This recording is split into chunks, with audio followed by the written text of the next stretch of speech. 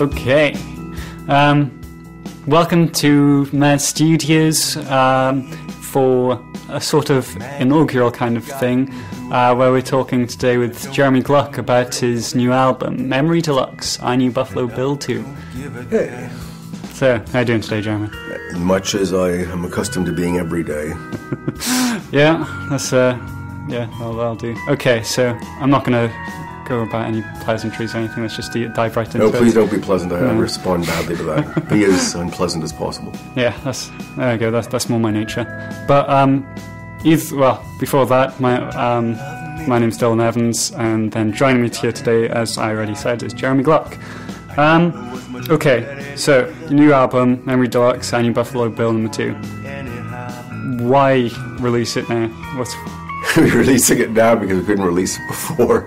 I mean, it's taken quite a long time, as has been pointed out by certain members of staff, to finish. It's been like an epic pilgrimage for over 2 years, working, as people often do now, not in the same geographical location.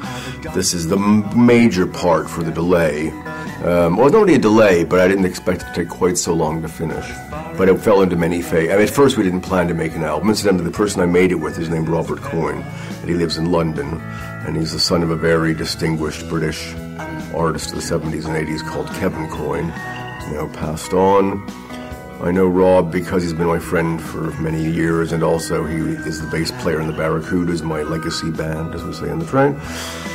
And we wanted to write songs together, and we did start just with a few, but then that soon became a bigger project when I contacted the original label that released the original album called I Knew Buffalo Bill in 1987, Flick Knife of London.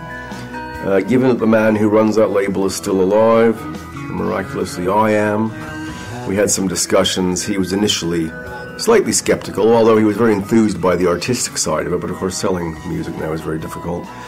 But we persevered, and on October 13th of this year it will be officially released. So what can you tell me about the songs on it now? Well, the songs, basically, yeah. Well, we wrote 2 songs, which is We Will Fall Hard and Evelyn, which we wrote some years ago now. They took quite a while to assemble and record and mix.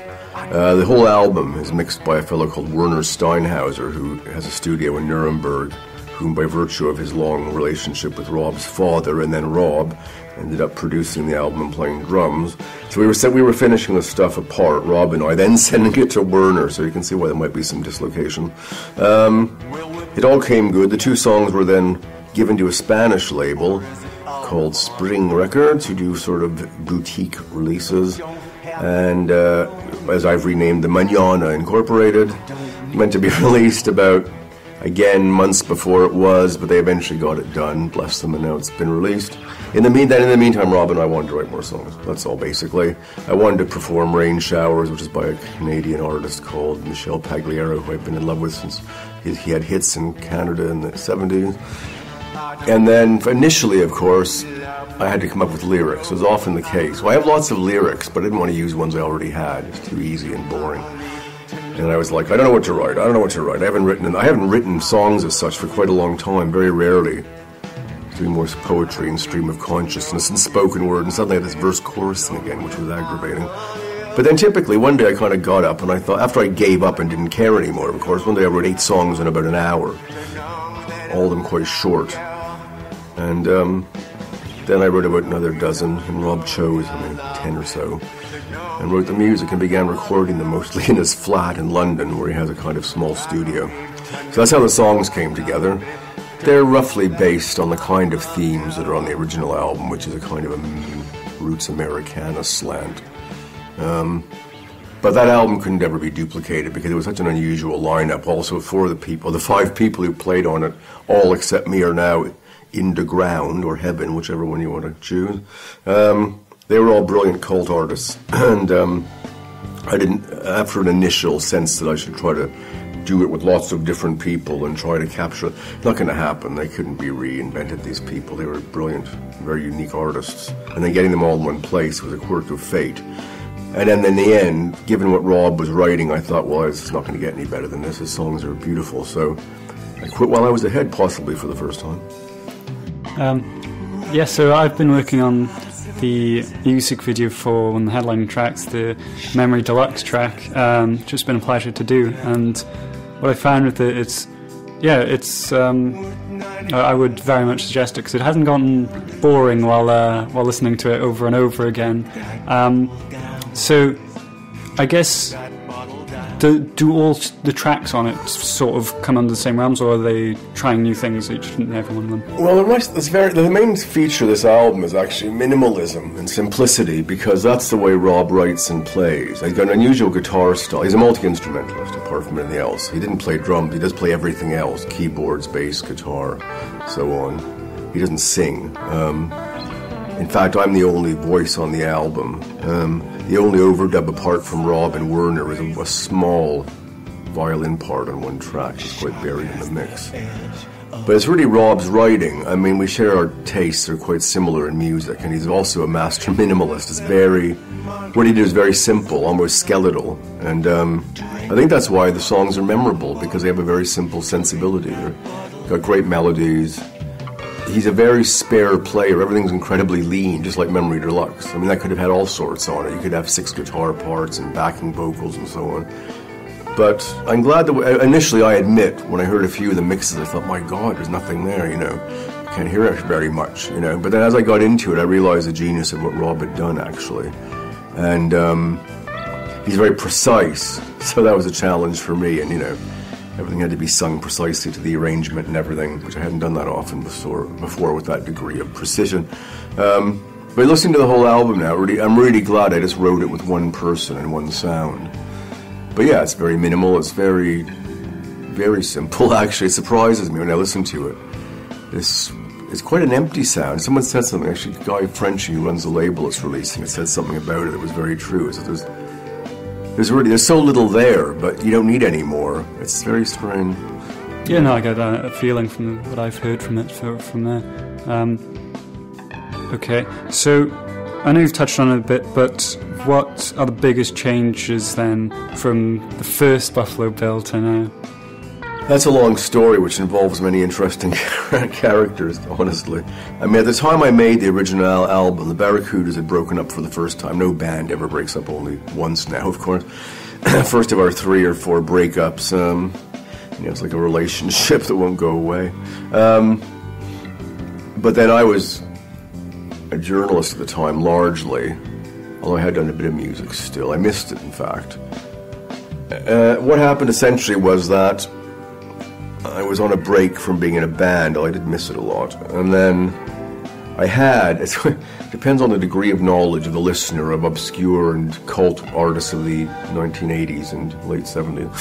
However, Nikki Sudden, who was in the Swell Maps and by that time had a reasonably thriving solo career, and the Swell Maps were very influential because they had a big influence on people like Sonic Youth and the Lemonheads, notably.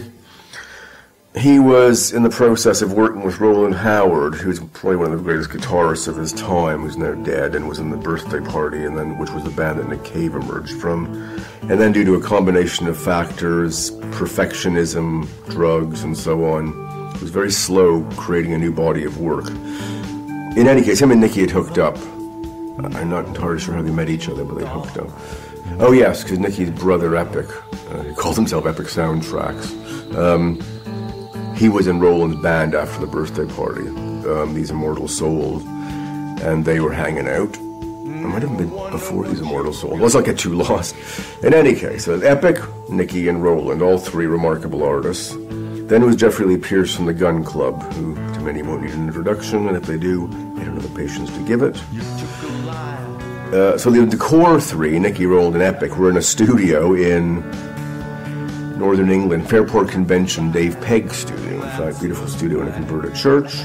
I was hanging at home, the wife and kid, only one at the time. 1 year old and also 1 kid, as it happened.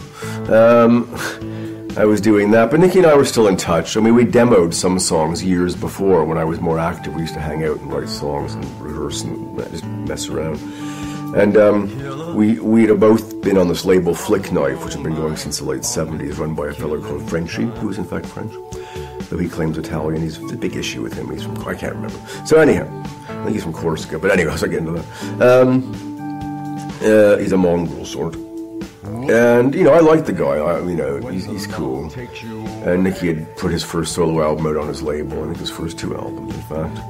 And I was in touch with Frenchie, and one day I just got this phone call, literally out of the blue. I was at home, and it says Nikki saying, I'm in the studio with Roland and Epic, and we're making an album for Creation, which Nikki was on at the time, which incidentally was run by Alan McGee, who just later made his fortune with Oasis. So I was sitting around, and he said, you want to come up, we'll stick 7 or 10 days on the end of the session, and we can make our album finally. Well, I wasn't stupid enough to decline. Started packing, made excuses to the wife, kissed the child goodbye, and fled on the train. They then, in the meantime, briefly had recorded some backing tracks based on some demos and other material they wanted to work on. When I arrived, that was a great day because they'd all been there already for a couple of weeks working on their own album, which they'd finished. And they'd been recording this track of Nikki's. He only ever did it. It came out many years later in a demo form on a kind of archive exercise. But I think it's the best song he ever wrote. For some reason, he asked me to sing it, which was quite a privilege. And I came in and they played this blast of the backing track in this amazing studio. That was a joy. And then I enjoyed a great engineer's trick where I later tried the vocal and I was getting very flustered and frustrated. And I said, I can't be bothered with this, we'll come back and do it later. And the engineer said, do one more take, then we'll have lunch for an hour. I said, okay, fine. And I thought, they weren't recording any of it because, we were just basically rehearsing. But being a canny engineer, he was recording, but I didn't know. And I did a great take. And then I said, oh, damn. Or we would say, gosh and golly. We didn't record it. And there was some snickering through the headphones. And I said, yes, we had. Bless him. So he was on the case, so I got a good vocal. So we recorded that album, bits and pieces. Some songs we wrote in the studio, some we revived from demos. We also recorded several other tracks that later turned up on a follow-up EP. Jeffrey Lee Pierce and the Gun Club did some overdubs in London when we finished it off before it was mixed by this mad Australian producer, Tony Coyne, who's brilliant, actually.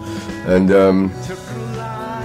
yeah, it was great. I mean, the EP I like almost more myself for various reasons.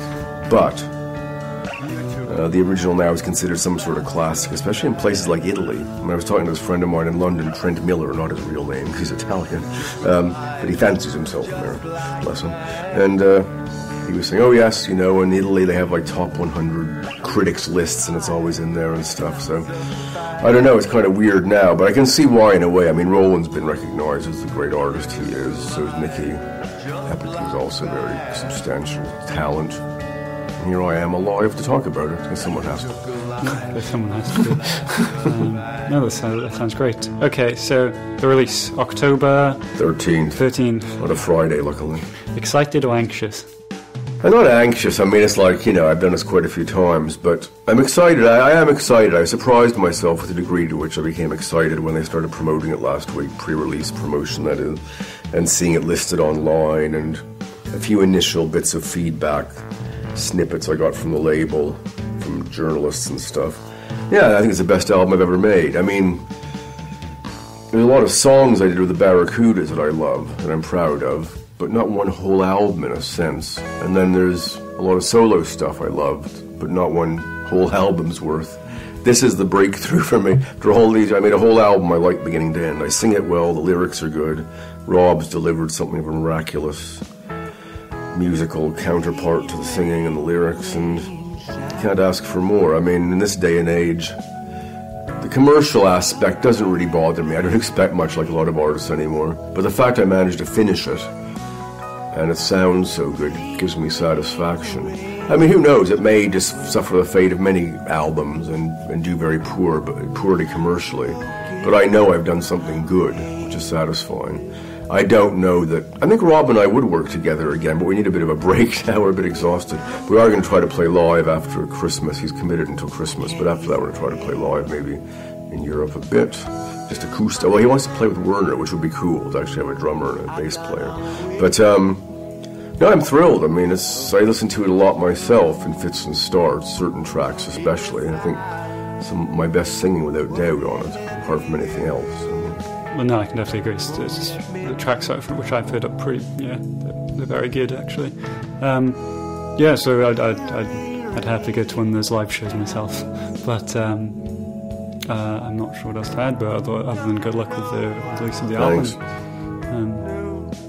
And on that note, I think I've covered about everything you can talk about for it. Indeed. Yeah. So it's been Dylan Evans talking with Jeremy Gluck about his release of the album Memory Deluxe, I Knew Buffalo Bill No. 2, released on October 13th.